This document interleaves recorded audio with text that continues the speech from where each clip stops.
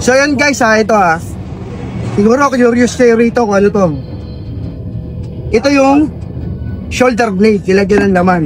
Ano kung bakit namin nilagyan ng laman? Ginagawa lang to pag wala ka ng buto-buto. So mas malambot yung laman nito kasi galing sa kasim to. Kaya papakita ko sa inyo yung diskarte, yung kaaya-ayan tignan pagka dinisplay nyo to. Tara.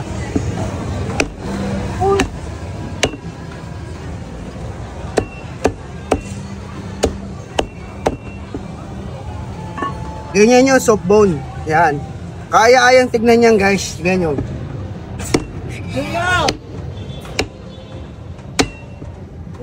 Oh. Yan ang nagiging itsura niyan pag pina-display mo. O, isa pa.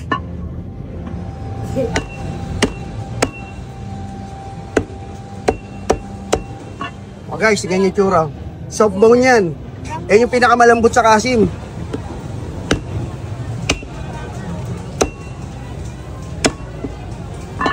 So pinakita ko lang sa inyo yung diskarte guys para may idea kayo pagka wala na kayong buto-buto o reach.